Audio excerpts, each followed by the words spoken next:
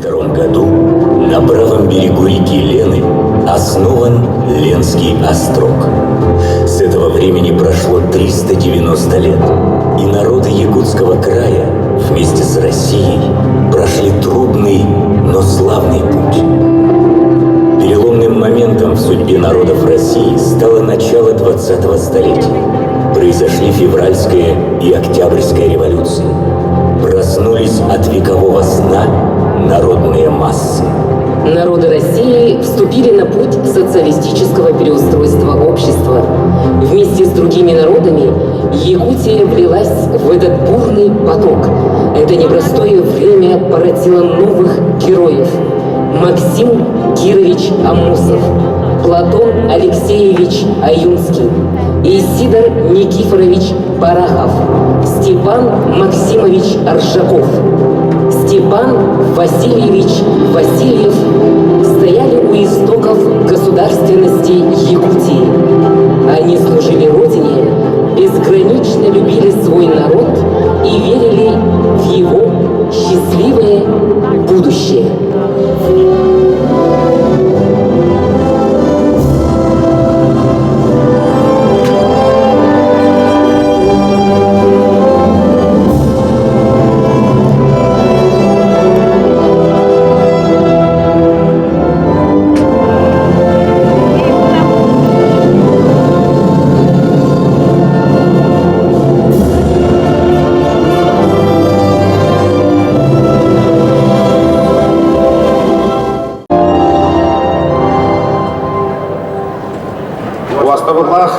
Максим Владимирович, бүгінгі өріләқ торжественное мероприятие Кабдилахара. Уважаемый Максим Владимирович, дорогие участники торжественного мероприятия, посвященного 125-летию со дня рождения великого сына народа Саха Максима Кировича Амосова, разрешите вас искренне, от всей души, от имени Илдархана нашей республики Асена Сергеевича Николаева, от имени руководства республики поздравить с этим знаменательным событием.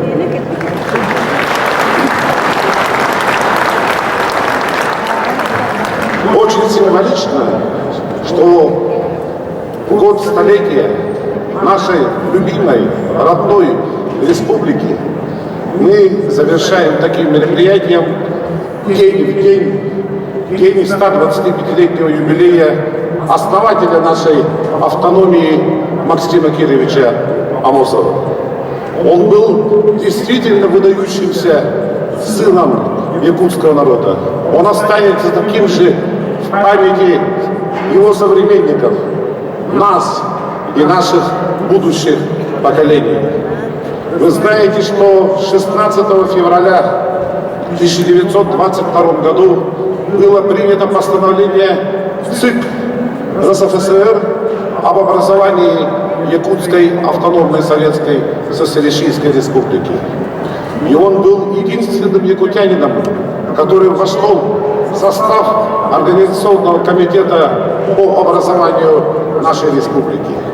В очень короткое время, когда в нашей стране полыхала еще гражданская война, до 27 апреля эта комиссия проделала огромную работу. Принять постановление – это одно, но нужно было определить границы, административно-территориальное устройство, определить, какие органы государственной власти здесь будут работать. И все это отстаивал один там наш Максим Кирович Амосов.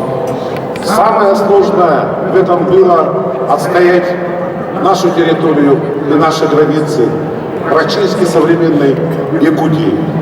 Мы стали, благодаря его деятельности, самым крупным субъектом Российской Федерации, который занимает пятую часть нашей великой страны.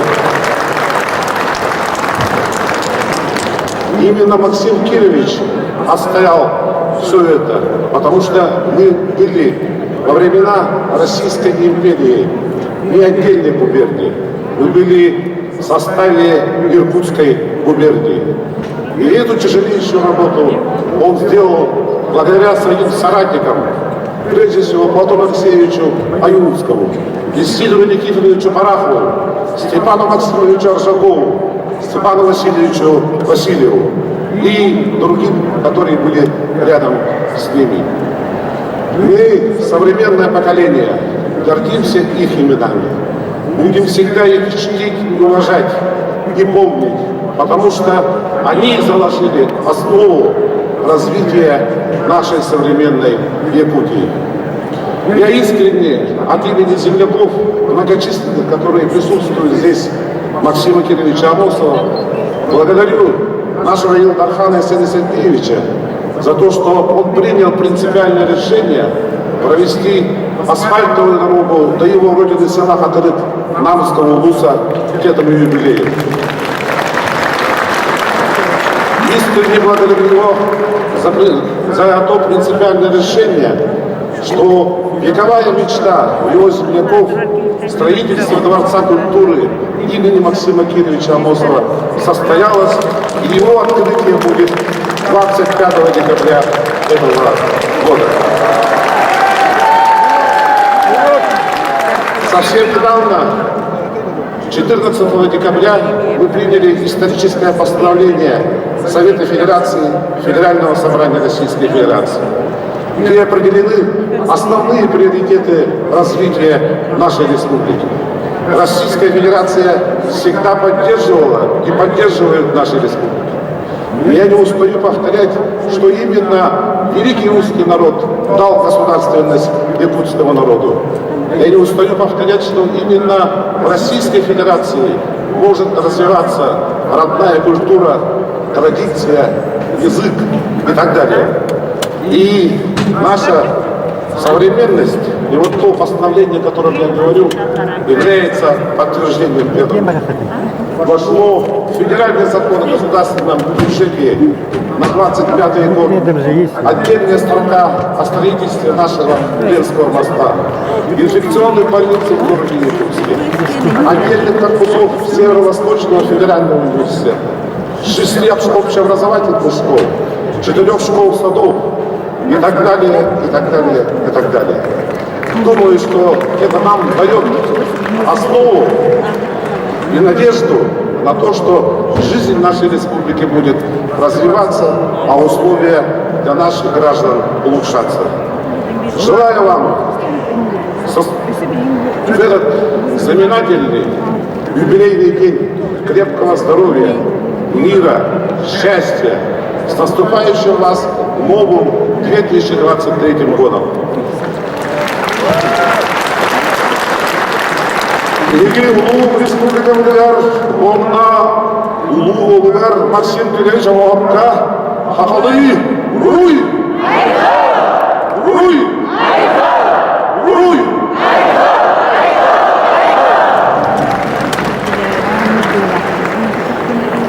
Уважаемые участники сегодняшнего мероприятия, друзья, коллеги, студенты, гости, от имени Северо-Восточного федерального университета, от имени всех сотрудников, от имени всех студентов, выпускников, поздравляю всех нас со 125-летием Максима Кировича Амосова. Нам, Федеральному университету, действительно очень почетно носить высоко имя этого одного из ярчайших сыновей якутского народа Максима Кировича. Еще раз всех с юбилеем, со 125-летием нашего Максима Кировича. Спасибо.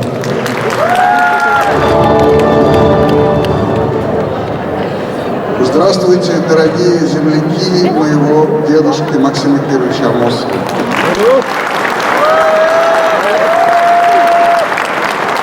От всего сердца и от имени всех родных Максима Кировича поздравляю вас с этой замечательной датой. 125 лет со дня рождения Максима Кировича Амосова. Поздравляю вас. Хочу вам сказать, что Максим Кирович – это выдающаяся личность, которая для меня лично является примером во многих направлениях. Известно, что он был очень разносторонний развитый человек, он знал множество языков, пел, он интересовался наукой, заложил основы экономики, прекрасный организатор, прекрасный оратор, у него масса талантов. И, к сожалению, он был репрессирован, но даже несмотря на такой печальный конец своей жизни, его супруга Раиса Израилевна смогла поднять, вырастить 3 дочерей, дать им прекрасное образование, несмотря на то, что получила статус «жена врага народа». И все 3 дочери его кандидаты наук: Айлита, кандидат экономических наук, Яна Максимовна, кандидат биологических, Лена Максимовна, моя мама, она кандидат технических наук. Они все уже ушли, но это были замечательные мои родные, которыми я горжусь. Их мужья, у Айлиты не было мужа, у Лены Максимовны муж, мой дядя Юра, горячо любимый мною, он Юрий Георгиевич Красников, он профессор, доктор физмат-наук, был проректором Московского физико-технического института. Мой отец Владимир Михайлович Гольберг, тоже профессор, доктор химических наук. Вот он из всей этого поколения единственный, кто живой, передает вам большой привет и поздравления. Слава Богу за него. 85 лет ему в этом году уже. Но он работает еще, так что, видите, такое поколение закаленное.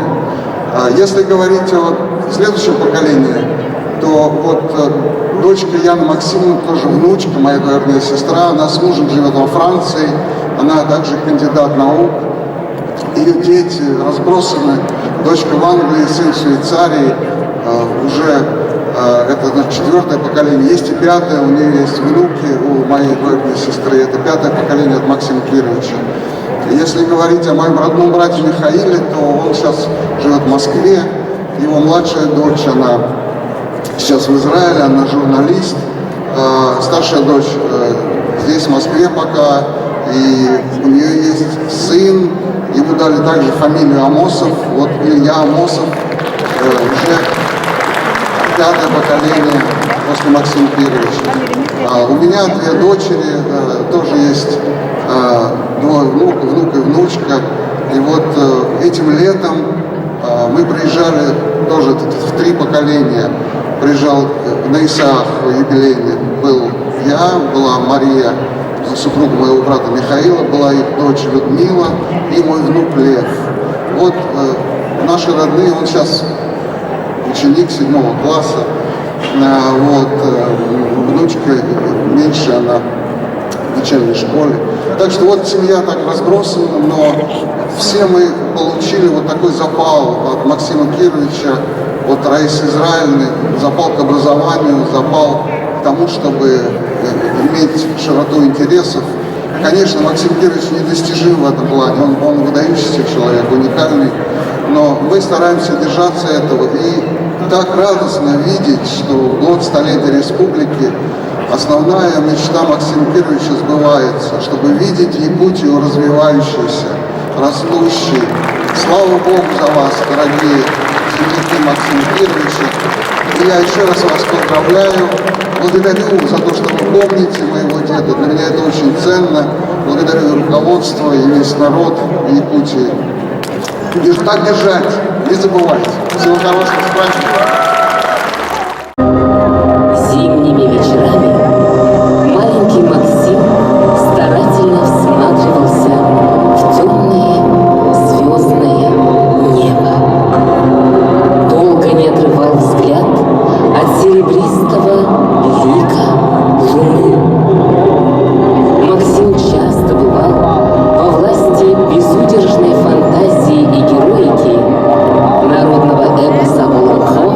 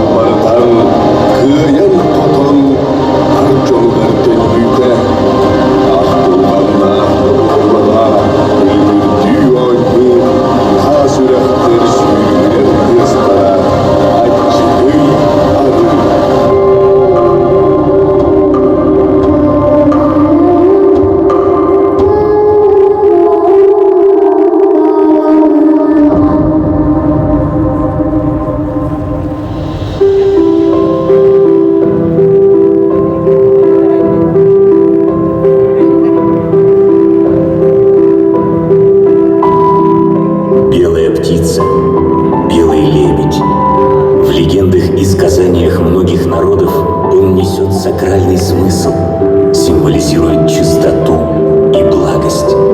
С давних времен якуты почитали лебедей, а их клики с небес считались гласом божеств, услышав который, молодым женщинам полагалось облачаться в специальные обрядовые одеяния – тамалайсон. У удыгейского рода, присоединившегося к намскому роду во времена правления Тыгына, тотемом-покровителем и прародительницей рода, божественной птицей считался белый лебедь. С тех пор весь намский улус боготворит и поклоняется лебедю. Üetten artılır analar, konkulur oğlastağ obakır ıdık gödürdür. Engsili koşadılar neleyet elkemmit, nam sirin kadırıp neyliyege. Ürümedi bet üt göl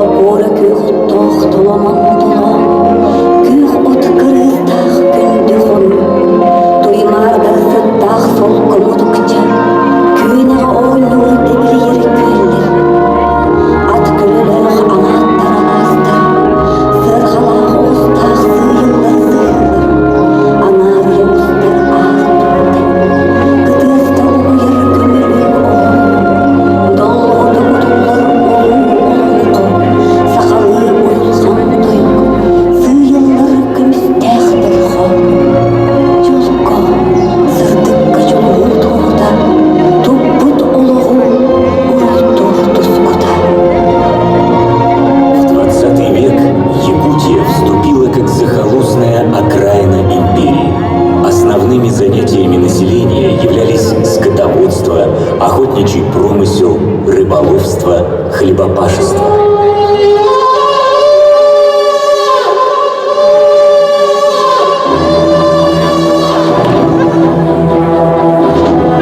В дореволюционной Якутии получить даже начальное образование было очень сложно. На всю Якутскую область в 1909 году насчитывалось всего 87 учителей, а грамотными были 2% населения. Как заметил великий Экзюпер, слепых было больше, чем грамотных.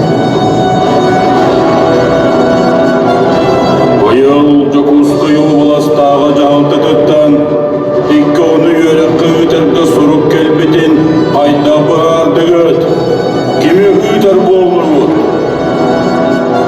Аппанын элеген кинехин көрө ола орокоппай барар. Икки сол кадын арын элегиттен уйпаныптыр олдыра барыктагатада барбаппын диен батан кебеспиди. Кими үтер бутун билбекке олорбут. Мен үйренермін бағарабын. Мен өрәппеді олбын Максима мұғабыйды қатырық нәлегітті. Бұйыл намна бір класста училищені бітерді. Үйраққа үрттіғ, жоғырттақ оға. Үйренеға. Ким оғытой? Мен олым. Кира мұғаптен мен қатырық нәлегітті ғаджабын. Ол тоғып тәғастақ болан қайта үйреттері сананан тұрағын. Абабыт мейдері мұғап көмілі үйе. Кені иппет ола бұ. Кемеді өйтер соқ болағына бардым. Бетсітің селейді қарақтақ оғыл әбет. Экзаменлерген тұттырарға кітата. Неожиданное счастье выпало на долю сына якутского скотовода. Юный Максим продолжил начальное образование. Его глубокое и страстное желание учиться, твердое намерение совершенствовать свои знания стало исполняться. Олым Максим кытат, үйрен, дойдуғар туғалақ кейіп ол. Кыра ол Максим аччығы ярыттан, аян солын тутар көнігер үйренен зайдан.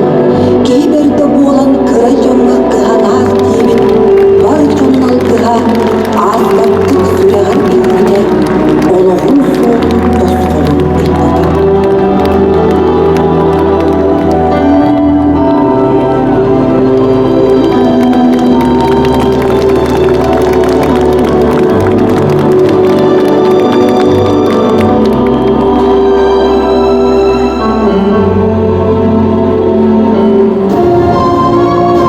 После окончания городского училища в 1914 году, успешно сдав приемные экзамены, Максим был зачислен в учительскую семинарию. Вокруг него завертелся калейдоскоп новых лиц, знакомств, интересов. Көбер көрді көберінің қартылон нұрын тұналдан тұпсырды, сый-сырый кірсі қарзағырды. Үпіраз, сып-сырдық, көберінің қар күн отығыр күлімірден көнне. Сөрін салғын сүріғі сүріп кетті, тымның салғын тыны оғатта. Оғы аймақ оня қолу онян, он күтін одулады. Среди семинаристской массы выделялся выдающимися способностями и незаурядной индивидуальностью сын намского якута Максим Аммосов. Это был энергичный, увлекающийся, живым темпераментом юноша. В семинарии Максим много читал. Его взгляды формировались под благотворным влиянием гуманистической русской литературы и науки. Он с упоением поглощает книгу за книгой. Любимыми его писателями становятся Лермонтов, Тургенев, Некрасов, Толстой, Чехов. Максим исключительно высоко ценил Пушкина как национального поэта с чисто национальными взглядами. Аммосов проникся горячим сочувствием и симпатией к бедным угнетенным массам. При этом он усвоил, что жизнь – это борьба, преследующая цель, которая достигается только активной деятельностью. Юный Максим вкладывал свои мысли и чувства в свои сочинения. Труд кормит, олень портит. Труд во всех отношениях благотворно влияет на человека, укреплять его организм, развивать его физические силы и умственные способности.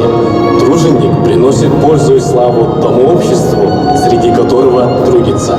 Например, великий русский ученый Михаил Ломоносов учил русский народ и сам упорно занимался наукой, чтобы дать образование своему народу, словом для блага Отечества.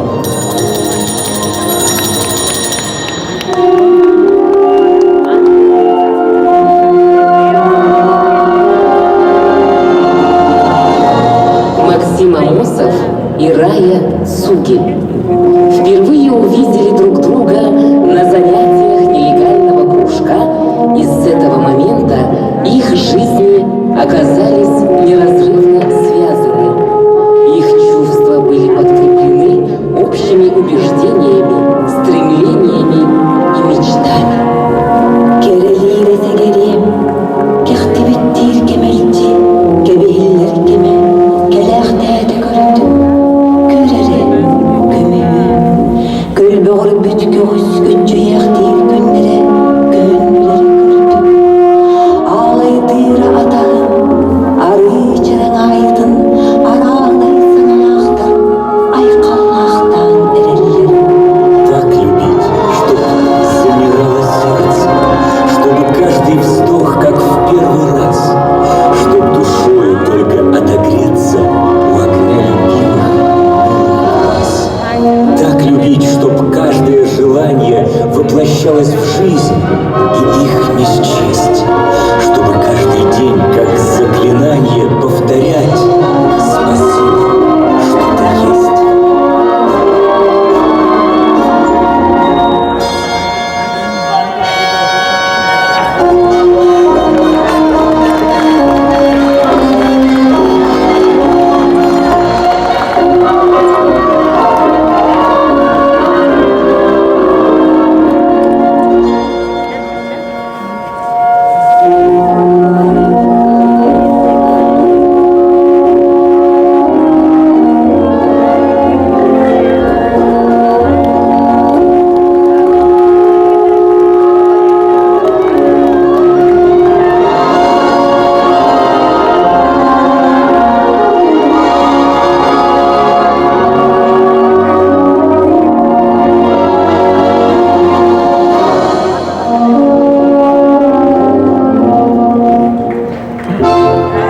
Где появлялся Максим, там все были вовлечены в орбиту его движения. В компании он любил петь, играл на мандолине, хорошо позировал, умело отбивал щетку. Был всегда весел, общителен и, как обычно, в центре внимания.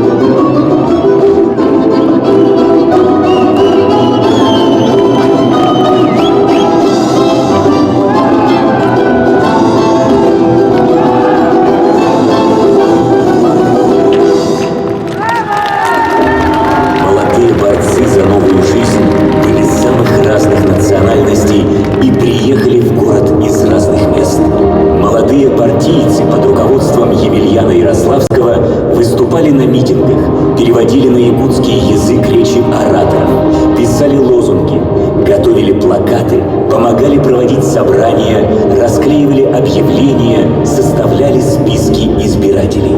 Мы, горсточка сильных большевиков, должны воспитать новое поколение из якутской молодежи и создать партийную организацию. Среди молодых большевиков Якутии Максим Амосов и Платон Аюнский выделялись блестящими организаторскими способностями. Они были и лучшими ораторами, что имело громадное влияние на якутскую массу. Их яркие и красочные выступления пользовались большим успехом у слушателей.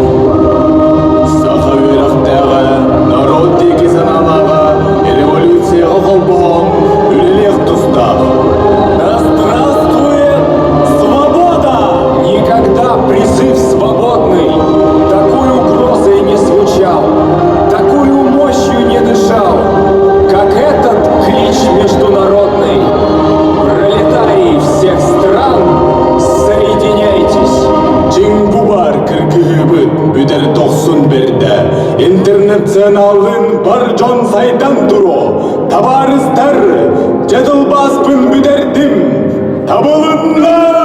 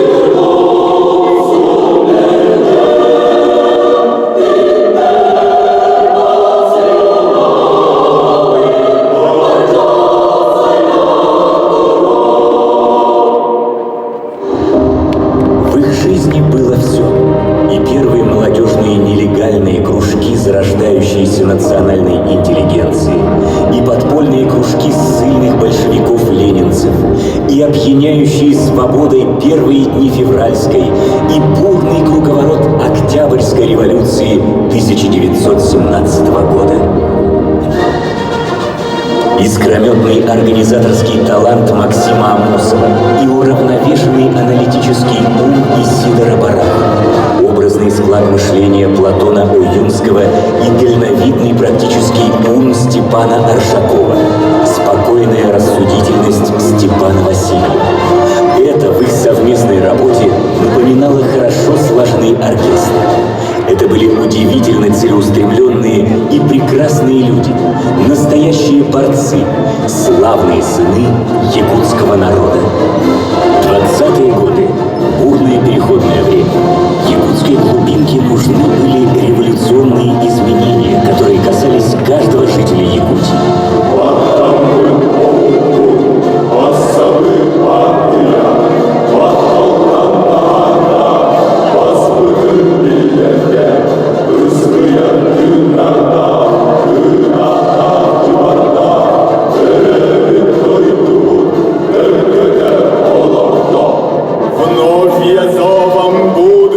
Внемлю, всматриваясь в горестную землю, средний мир, что конь разгоряченный, сажей и кровью потом отягченный, воду пьет он беспрерывно, жадно, весь дрожит, храпит и ржет надсадно, скачет, бьется на кругу широком, след свой стелет огненным потоком, но сквозь дым кровавый вижу Вижу наш рассвет все явственней, все ближе.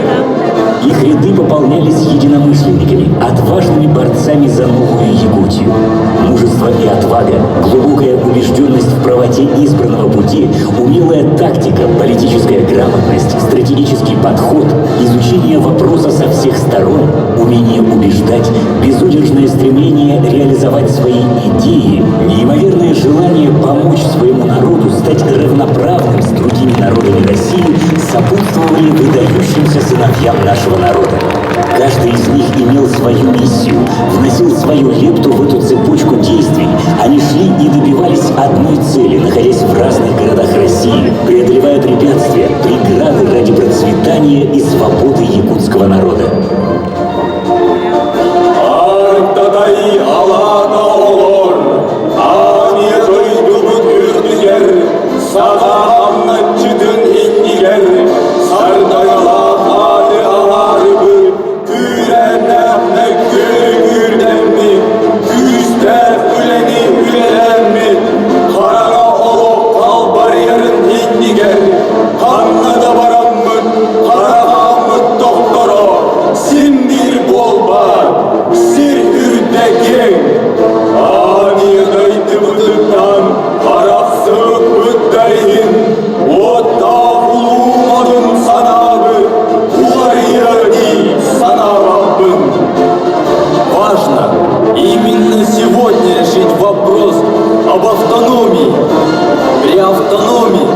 Мелким национальностям даются земли, создаются свои правительственные кадры, свои административные органы.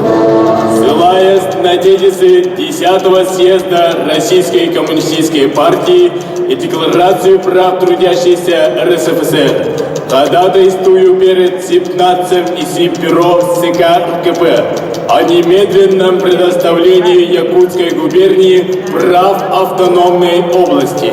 Территориальная ССР должна включать нынешнюю Якутскую губернию, Сунтаро-Алекминскую волость Иркутской губернии, населенные исключительно якутами, Охотский уезд, начиная от границы Дальнего Востока и административной и естественной границы Камчатки.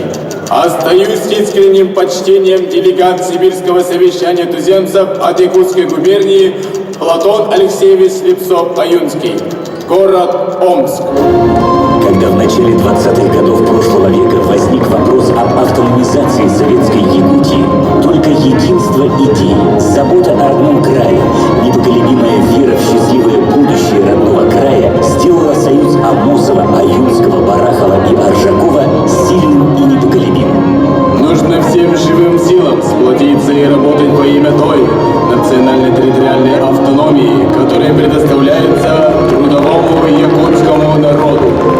Пожелаю моей великой родине, Союзу Советов, дальнейшего расцвета, радостной, веселой, счастливой жизни. Неиспользованной народной энергии, непочатый край. Нужно будет только приложить силы, оставить инертность и дружными усилиями взяться за работу. От слов нужно перейти к делу. История на нас, коммунистов, возложила великие задачи. Уничтожение кабалы и угнетений, уничтожение классового неравенства и создание нового строя, без рабства, без классов. И прежде всего Якутия должна познать себя. Она должна познать свои природные и человеческие ресурсы, свою историю, свою культуру, чтобы строить новую жизнь и готовить будущее. Якутия должна знать свое прошлое и настоящее для того, чтобы найти пути к развитию производительных сил своей страны. И 27 апреля 1922 года вышло постановление Президиума Всероссийского Центрального исполнительного комитета об установлении Якутской автономной Советской Социалистической Республики. Да здравствует свободный якутский народ и автономная республика!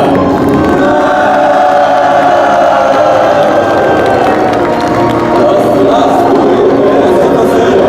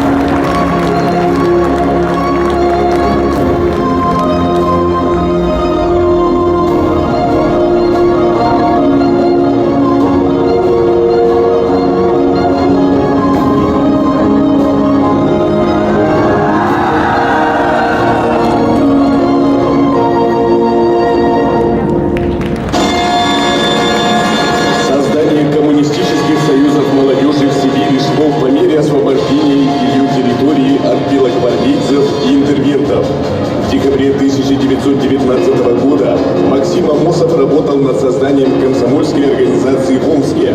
В 1920 году создал аналогичные комсомольские организации в Красноярске и в Иркутске.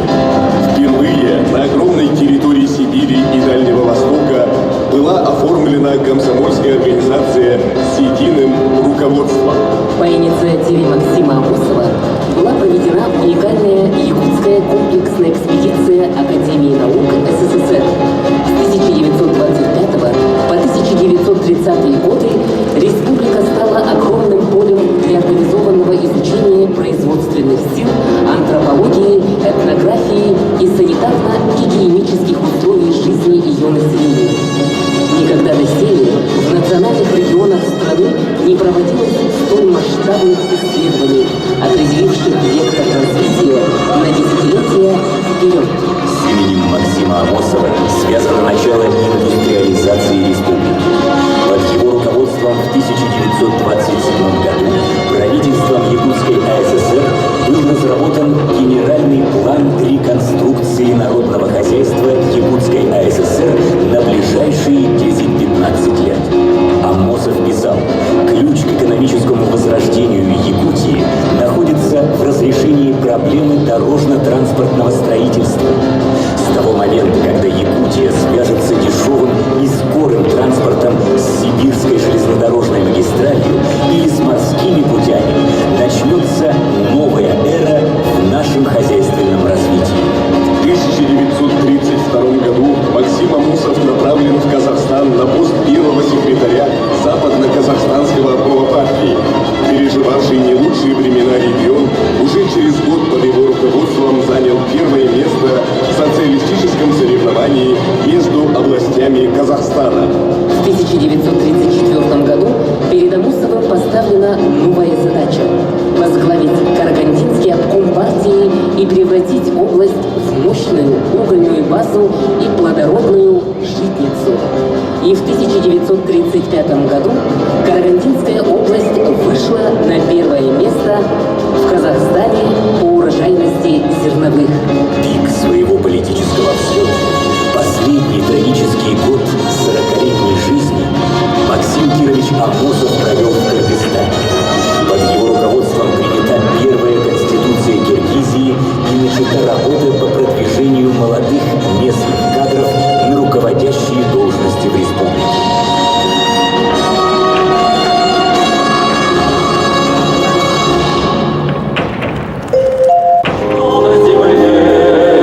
Не проходит без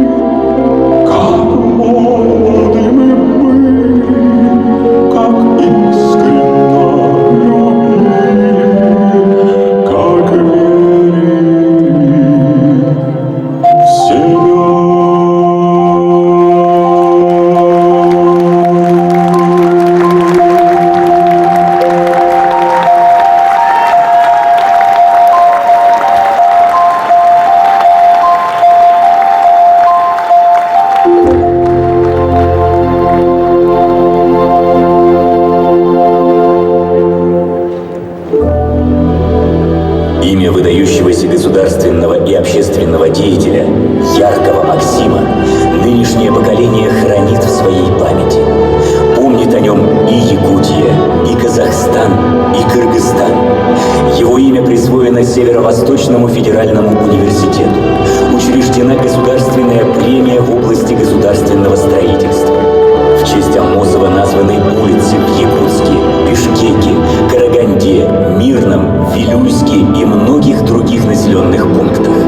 Его имя присвоено школам, Музею истории государственности Республики Саха-Якутия и Якутскому алмазу весом в 37 карат. Молодое поколение изучает историю родного края, жизнь и деятельность видных сыновей народа Саха на амосовских чтениях. Жизнь продолжается, память остается.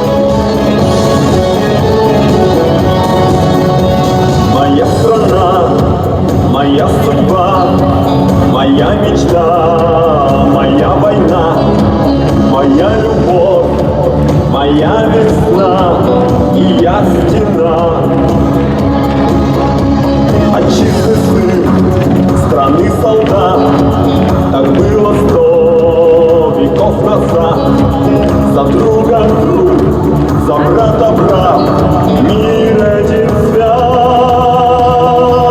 и каждый свой зажигает очаг.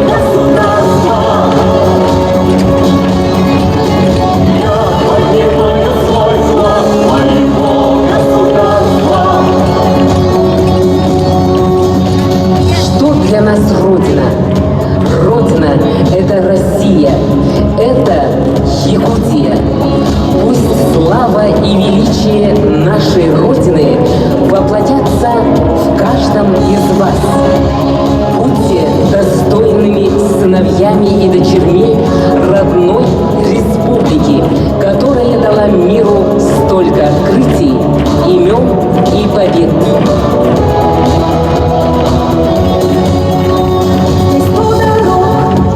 Моя земля, моя Москва, звезда Кремля. Здесь кровь отцов хранят поля, и кровь моя. И это то, что я отдам, по славу жизни сыновьям.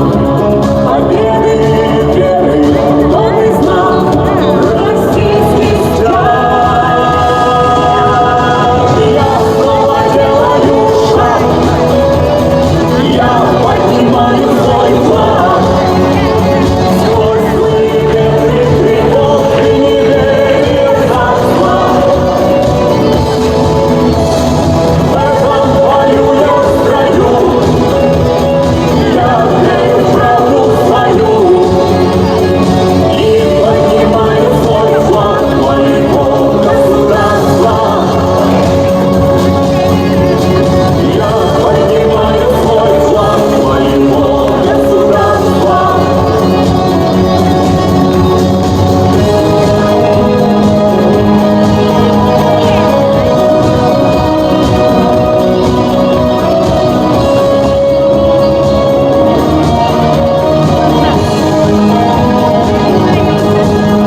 Каждый свой зажигает очаг, и каждый свой поднимает флаг, и наших душ и сердец костры, как во тьме маяк. Мы снова делаем шаг, мы поднимаем наш флаг. Сквозь злые ветры, тревог и неверия царства. В этом бою мы в строю, мы верим в правду свою и поднимаем наш флаг своего государства. Мы поднимаем наш флаг своего государства.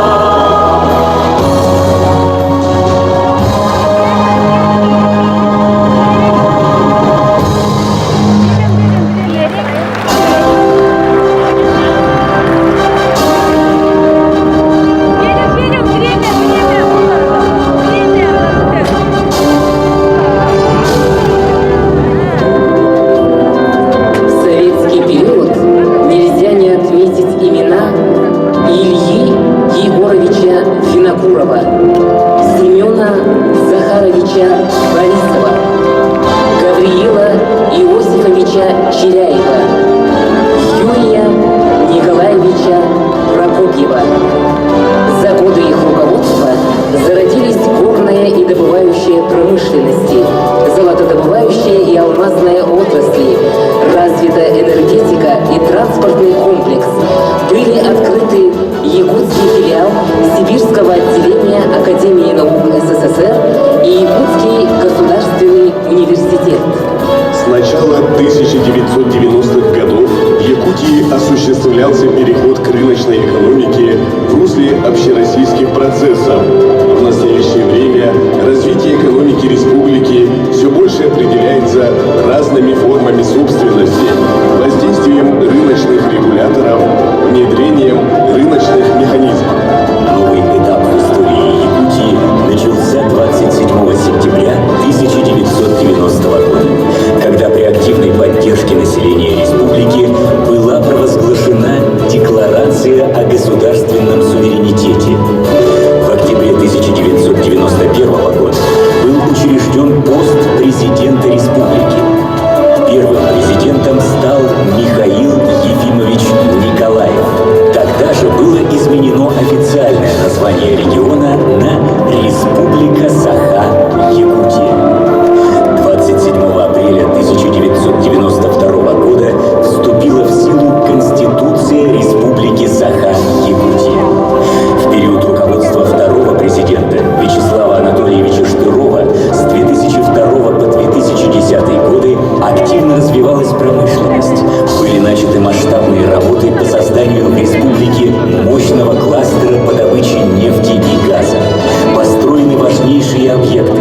Светлинская ГЭС и Нюрбинский горно-обогатительный комбинат. С 2010 по 2018 годы республику возглавлял Егор Афанасьевич Борисов. Под его руководством был взят курс на совершенствование инвестиционной политики, создание институтов развития, было начато строительство газопровода «Сила Сибири» и якутской ГРЭС-2. Создавались первые территории опережающего развития. С 2018 года главой Якутии является Айсен Сергеевич Николаев. Сегодня Якутия – современный, активно развивающийся регион, сохраняющий свой уникальный уклад жизни и первозданную природу. Несмотря на впечатляющие темпы промышленного и инфраструктурного развития республики, ее жители не забывают о своих корнях, черпая силу в культуре и традициях.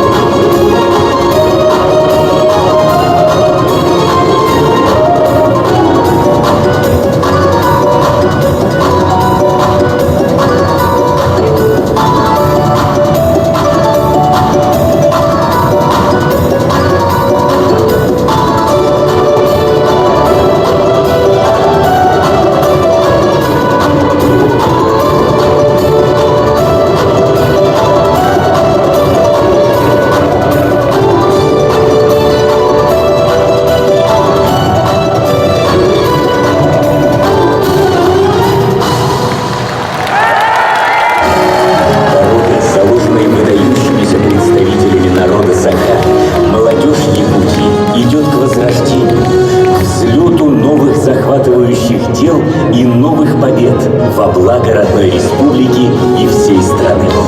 Великий поэт, мыслитель Платон Алексеевич Уюнский в своей правительской работе «Столетний план» видел счастливое будущее своего народа. И мы, представители 35 улусов и округов Республики Саха-Якутия и столицы Республики города Якутска, написали новый столетний план Якутии. Мы намерены жить и трудиться каждый день для его воплощения на благо родной Якутии. Мы уверены, через 100 лет единый и сплоченный многонациональный народ Якутии будет жить в гармонии с миром и природой. И жители Якутии в 2122 году напишут новый столетний план развития республики на следующие 100 лет. Да будет Якутия 2122 процветающей и счастливой. Пусть наш общий созидательный труд и забота о родном крае сделают Россию сильной и непобедимой страной. Стремитесь достигать высшей планки в труде, в общении, в воспитании будущих поколений.